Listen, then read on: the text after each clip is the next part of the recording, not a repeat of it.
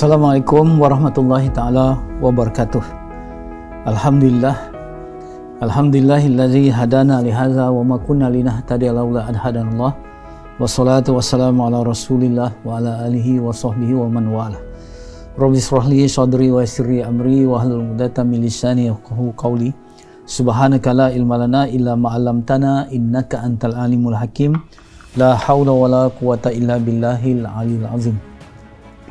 Sahabat-sahabat, saudara-saudari yang dikasihi lagi disayangi, mudah-mudahan perkongsian ilmu kita ni bukan saja menjadi mental exercise ataupun wacana pemikiran, tetapi dapat kita terjemahkan di dalam kehidupan kita.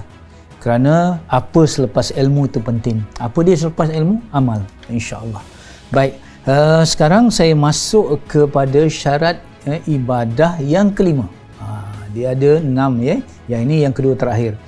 Iaitu syarat ibadah yang kelima ialah tidak meninggalkan ibadah yang asas. Dia ada 3 ibadah Pertama ibadah asas, yang kedua ibadah sunat, yang ketiga ibadah umum. Dalam ibadah umum ni ada 6 syarat. Salah satu syaratnya ialah jangan kita meninggalkan ibadah yang asas. Contoh, bagaimanapun sibuk kita dalam bekerja, bagaimana sibuk pun ketika kita berniaga, walaupun apa saja yang kita buat, jangan sampai kita meninggalkan solat. Jangan sampai kita mengabaikan puasa. Jangan sampai kita tidak mengeluarkan zakat apabila cukup haul dan nisabnya. Contoh saya pengalaman berdepan dengan realiti kehidupan. Kadang-kadang kita nak buat perjuangan ataupun ekonomi Islam, bincang tentang ekonomi Islam, mesyuarat, dah masuk waktu tak semayang juga. Akhirnya bincang lagi, nak luput dah waktu zuhur tu, nak luput dah barulah kita nak semayang. Ataupun satu waktu yang saya pernah terlibat di dalam perbincangan, iaitu satu waktu solat namanya Zosar. Zosar ni apa?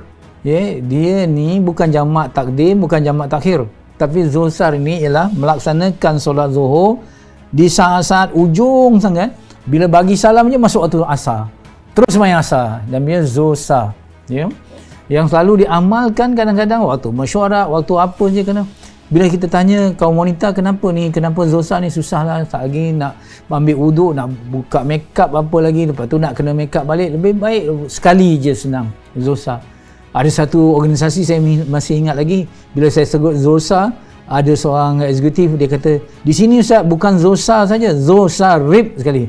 Wow, dia bincang maraton sampai dekat maghrib dah. Tak solat-solat pun. Subhanallah. Jadi macam mana kita meletakkan prioriti kita, Sebab ingat kita ada fardu ain, kita ada fardu kifayah. Ibadah asas ini fardu ain, dia lebih penting daripada fardu kifayah. Sekiranya kita semayang, kita abaikan semayang, itu soal fardu ain tu, hingga kita mendulukan fardu kifayah berbanding dengan fardu ain, itu ada masalah. Seperti mana yang saya sebutkan sebelum ini, orang yang solat duha dengan meninggalkan kerja-kerja dia di dalam organisasi dia mendulukan ibadah sunat daripada fardu kifayah. Salah. Dalam konteks yang ini sekarang ini, tak boleh kita mengutamakan fardu kifayah berbanding fardu ain, kerana fardu ain itu tulang belakang, backbone kepada ibadah tu. Jadi subhanallah, sebab itu kita tengok sekarang ni kadang-kadang kita sedih, bukan saja orang yang kaya-kaya, orang yang hebat-hebat ni, yang sampai saya kata tadi Zosarib tadi, kadang-kadang kita nampak peniaga-peniaga kecil, subhanallah, kadang-kadang berniaga pasar malam dululah, dalam sebelum tempoh PKB, memang berniaga pasar malam sampai waktu maghrib pun tak ada orang yang solat. Subhanallah, tinggal gitu aja. Sedangkan niaga tu memang bagus dah, alhamdulillah. Meniaga itu sunnah Rasulullah sallallahu alaihi wasallam. Meniaga itu adalah profession Rasulullah yang awal, contoh. Tetapi kita meniaga sampai kita meninggalkan solat. Subhanallah, sayangnya tak dinilai. 3 jam kita meniaga, sepatutnya 3 jam meraih pahala dan meraih laba, keuntungan, tapi yang ini mungkin laba tu pun tak berkat dan pahala dah confirm tak dapat sebab meninggalkan ibadah asas. Solat itu kepala segala ibadah. Saya ingatkan, solat adalah kepala segala ibadah. Walaupun amal soleh macam mana, tetapi kepala ibadah ini tak dijaga, semuanya akan mati. Ya, kalau tangan kita baik, kaki kita baik, ya, telinga kita okey, bukan telinga ya, tangan kita baik, kaki kita baik, tapi tak ada kepala, tak guna, mati. Jadi begitu juga kalau kita banyak amal-amal soleh kita tetapi tidak jadi amal soleh kalau kita meninggalkan ibadah yang asas. Ini penting ya. Begitu juga kalau kita bisnes untung. Sekarang subhanallah kita melahirkan banyak jutawan internet ya. Kalau kita lalu di lebuh-lebuh raya semua dah saham macam ni, orang kaya ni subhanallah. Kita berharap ya, kita mendoakan supaya mereka bayarlah zakat. Dan insya-Allah saya yakin dia bayar zakat. Tetapi bagi mereka yang belum lagi ya cakna ataupun tidak serius tentang membayar zakat, sayanglah ya, kerana usaha mereka itu dinilai hanya apabila mereka menjaga solat, menjaga zakat, menjaga puasa, iaitu menjaga amalan-amalan fardu ain yang saya katakan tadi. Subhanallah, ingat ya, kita kena ingat bahawa dari kita tadbir, daripada Allah takdir ya. Dalam hidup ini takdir sentiasa mengatasi tadbir ya. Jadi kita berkehendak, Allah berkehendak, tapi kehendak Allah yang akan jadi. Subhanallah ya. Kadang-kadang kita nampak kalau kita tak solat pun perniagaan kita maju. Kalau kita tak solat pun perniagaan kita terus menjana keuntungan berjuta-juta. Tapi ingat, itu mungkin istidraj ya. Istidraj ni Allah bagi dalam keadaan benci. Dan nikmat itu menyebabkan kita ditimpa oleh azab di dunia dan di akhirat ya. Makin banyak perniagaan kita untung, makin kita jadi jutawan, rumah tangga kita berantakan. Makin kita kaya, jiwa makin kosong. Makin kita berharta, subhanallah, saudara mara renggang dan sebagainya. Jadi itulah istidraj ya. Subhanallah, kenapa istidraj terjadi? Kerana kita tidak menjaga ibadah yang asas tadi ya. Insya-Allah kita dituntut berusahalah sungguh-sungguh, tetapi jangan lupa ya bahawa yang akan memberi bekas kepada usaha kita itu Allah. Berusaha tu perintah Allah, tetapi tawakal dan kita menjaga hukum hakam Allah ni pun dituntut oleh Allah Subhanahu Wa Taala. Sebab itu kalau kita kata solat contohnya, kita tinggalkan solat sajalah ya. Solat ni daripada perkataan silah juga. Solat tu silah. Silah ni apa? Hubungan. Jadi orang yang solat artinya orang yang sedang berhubung dengan Allah. Manakala orang yang tidak solat, orang yang sedang memutuskan hubungan dengan Allah Subhanahu Wa Taala. Ya, kita adalah hamba Allah yang dhaif, hamba Allah yang jahil, hamba Allah yang miskin. Kita sangat memerlukan Allah dalam kehidupan kita lebih daripada kita perlukan oksigen untuk hidup. Tetapi kalau kita meninggalkan Allah ya di dalam pekerjaan kita tadi, subhanallah ya, kita akan mendapat kehinaan ya. Apa yang kita buru tu dapat tapi kita dapat macam fata morgana. Tahu fata morgana ya, mirage. Kita nampak di jauh kejauhan sana macam air. Kita pun pergi macam air yang tergenang, tapi bila sampai kita tahu itu panas yang membahang. Jadi begitulah orang. Dia buru-buru kekayaan dengan tinggal solat, tinggal zakat, surau tak kenal, masjid tak kenal, sedekah tak tahu, Quran tak tahu. Subhanallah. Ya, akhirnya dia dapat, tetapi dia juga mewarisi ya yang dikatakan tidak tenangnya jiwa. Ya, sebab tu kalau kita tengok dalam majalah Fortune pernah buat kajian di kalangan CEO yang bertaraf world class. CEO yang bertaraf world class ni orang berjaya sungguhlah, tetapi kalau kita lihat hasil kajian menunjukkan ya hanya 10% saja daripada CEO yang bertaraf world class ini tidak mengalami keruntuhan rumah tangga.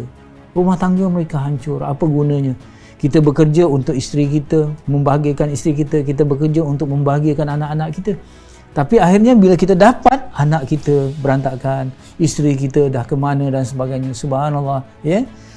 Saya teringat dalam satu analogi begini Kita bergerak di jalan raya, di satu lebuh raya. Kita bawa anak-anak kita ada 3 orang, isteri kita di sebelah.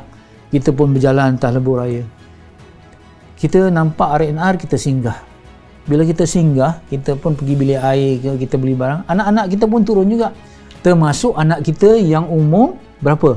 Yang umur 4 tahun dibawa oleh kakaknya yang umur 8 tahun katalah. Ya. Kemudian kita masuk ke kereta, di kereta kemudian kita start enjin, kita pun bergerak seterusnya. Bila bergerak seterusnya dah tinggal NR tu lebih kurang 5 km, tengok belakang, 2 orang anak kita tertinggal dekat NR. Tak risau ke? Macam mana nak U-turn? Subhanallah, ya risau sangat. Subhanallah, macam mana? Dan keadaan sekarang kita tahulah macam-macam boleh terjadi. Kita risau meninggalkan anak kita di jalan kehidupan yang biasa, tetapi ramai orang yang meninggalkan isteri mereka, anak-anak mereka dalam perjalanan mereka menuju konon nak kaya, nak jadi jutawan, tinggalkan anak, tinggalkan isteri. Lebih risau lagi sepatutnya kita. Dan ini yang banyak terjadi sekarang, ya. Kita tengok, subhanallah, ya. Sebab itu kita pun risau apabila cabaran dalam COVID-19 ini, pandemik yang kita ada MCO yang berbagai ini, ya, tempoh kuarantin dan sebagainya. Penderaan rumah tangga meningkat, penceraian juga meningkat. Kenapa? Ni yang saya kata tadi. Kita memburu dunia sehingga kita tak sedar, kita memburu dunia meninggalkan amalan-amalan yang fardu ain, yang meninggalkan Allah tadi. Akhirnya kita bukan memburu dunia, dunia yang memburu kita. Ya? Ya. Subhanallah, sebab itu kita tengok kalau kita benar-benar menjaga solat contohnya, menjaga ibadah asas, kita tidak akan stres dalam pekerjaan. Stres memang adalah, tetapi stres yang secukupnya, orang kata secukup rasa untuk menggerakkan kita ke hadapan. Stres ini diperlukan. Kita perlukan sedikit stres, tetapi jangan over stress. Yang over stress ini datang daripada mana? Pemikiran kita yang tidak ada sandar langsung dengan Allah. Sebab itu, bila Rasulullah SAW memerintahkan Sayyidina Bilal untuk solat, Rasulullah akan kata, "Arihna bis solah ya Bilal." Rehatkan kami dengan solat wahai Bilal. Ya, dunia ini penuh dengan ujian. Ya, dunia ini penat. Mari berehat dengan solat. Jadi artinya bila kita solat, kita punya fail yang berkenyamuk tadi difrag balik tau. Ya, disusun balik. Jadi kita tidak akan stres. Kita boleh tumpu balik kerja. Tapi kadang-kadang ada orang menganggapkan solat ni satu beban. Beban. Bila kita Allah masuk lagi waktu Zuhur, saat lagi bab-bab Allah masuk waktu asar, kejap-kejap nak solat, kejap-kejap nak solat. Dirasa solat ni satu yang anti climax kan. Tetapi tidak. Solat bukan membebankan, tetapi solatlah yang menyebabkan kita boleh menanggung beban, meringankan beban kita, insya-Allah. Ya. Sebab itu subhanallah, saya petik dari kata-kata daripada Rasulullah, "Rehna bis solah ya Bilal," rehatkan kami dengan solat wahai Bilal. Saya ada baca buku, sebuah buku yang ditulis oleh Dale Carnegie, ni pakar dalam psikologi, pakar dalam pembinaan manusia. Dia kata dalam buku itu ditulis kata-kata daripada Mahatma Gandhi. Dia kata apa? Sekiranya saya tidak solat, kata Mahatma Gandhi, sudah lama saya menjadi orang yang sakit jiwa. Itu solat dia lah sendiri, terjemahan tu dah. Kalau saya tidak semayang, sudah lama saya orang menjadi sakit jiwa. Itu dia tulis, kata semayang cara dia lah yang tak betul tu, dan Tuhan pun tak betul. Tapi itu pun masih ada release sikit, release dan relief. Ya, apatah lagi kalau kita menyembah Allah, Tuhan yang sebenar, dengan cara yang sebenar yang ditunjukkan oleh Rasulullah, lagi ketenangan akan datang dalam hati kita. Ya, sebab itu subhanallah, dalam satu kaedah pendidikan yang dikenali, ya, satu prinsip Stephen Covey, 7 Habits, dia kata sharpen the saw, tajamkan gergajimu. Ya, ceritanya begini, seorang sedang menggergaji satu pokok, kawannya bagi tahu, dah lama saya lihat awak menggergajikan pokok, keluarkanlah gergaji itu, sharpen the saw, tajamkan gergajimu. Ya. Tapi kawan tadi jawab, dia kata, saya tak ada masa untuk tajamkan gergaji saya, sebab saya nak terus menggergaji agar pokok ini cepat tumbang. Padahal kalau dia keluarkan gergaji, tajamkan gergaji itu, kemudian dia mula menggergaji dengan gergaji yang lebih tajam, pokok akan cepat habis jatuh, lebih cepat tumbang daripada dia menggergaji dengan gergaji yang tumpul, betul tak? Itu yang dikatakan sharpen the saw. Begitu juga di dalam kehidupan kita ini, ibadah-ibadah asas ini, puasa kita, solat kita, zakat kita, zikir kita, baca Quran kita, ya. Ini ibadah-ibadah sunat lah. Yang saya katakan ibadah asas tu macam solat tadi, ya, zakat dan juga puasa misal kata, ini adalah penyucian jiwa. Penyucian jiwa yang akan menimbulkan kerehatan pada hati, ketenangan pada hati, yang menyebabkan kita ada kekuatan untuk menumbuh hidup ni.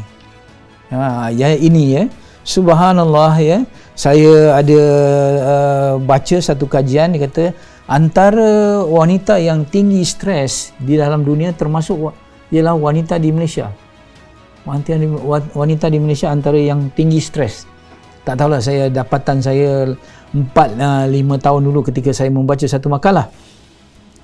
Dan tersenarai paling atas sekali, ya, punca stres kepada wanita di Malaysia ialah bagaimana mereka tertekan untuk memenuhi jangkaan ataupun expectation yang ditentukan oleh bos mereka di tempat kerja. Ya, aneh, ya, bukan oleh suami mereka dalam rumah tangga, tidak, oleh bos mereka di tempat kerja. Jadi tempat kerja boleh menjadi satu sumber ataupun satu wadah yang boleh menimbulkan stres. Dan ini terbukti dalam kajian tadi. Dan inilah yang dikatakan kita perlu jaga ibadah-ibadah asas ketika melaksanakan ibadah umum, supaya ibadah asas ini dapat mengawal sekadar stres kita. Subhanallah, ya, kita akan dapat kekuatan balik apabila kita menyerahkan urusan itu kepada Allah Subhanahu Wa Taala. Saya dah katakan hidup ini penat, mari berehat dengan solat. Hidup ini bukan soal kita menggenggam saja, belajar menggenggam, tapi hidup ini adalah seni untuk melepaskan. Jadi jangan genggam semua masalah pada diri kita, tapi belajar melepaskan kepada Allah Subhanahu Wa Taala melalui ibadah asas. Ya, sebab itu saya ketika ditanya waktu saya di Jepun dulu oleh student-student Malaysia yang berdepan dengan student-student Jepun, kata orang Jepun tanya kenapa orang Islam ni, dia tengok pelajar-pelajar Islam Malaysia ni banyak sangat buang masa untuk solat.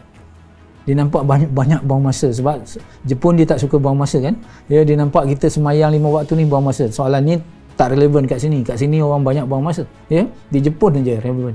Jadi kita jawab begini, ya, kamu servis teknologi kamu, kamu servis bullet train kamu, kamu servis kereta kamu, kamu servis pesawat terbang kamu, semua. Semakin canggih alat teknologi, semakin tinggi kadar untuk kita maintenance atau kita buat servis penyelenggaraan semula. Kamu selenggara, kamu servis alat-alat teknologi kamu, tetapi bila kamu servis diri kamu, ya. Jadi kita servis diri kita ni, kita tambah minyak hitam, mungkin ketenangan kita macam kereta lah.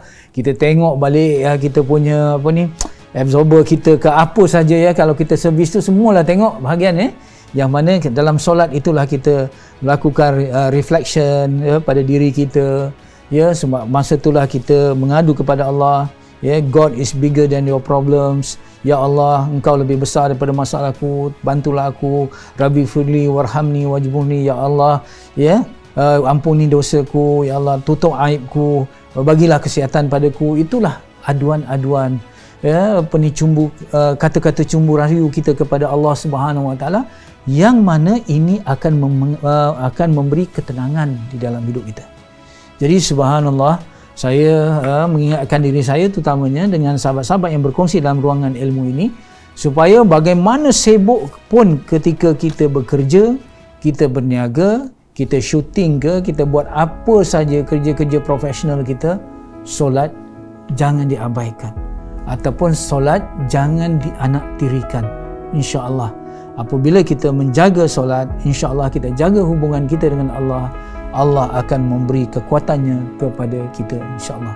Assalamualaikum warahmatullahi taala wabarakatuh.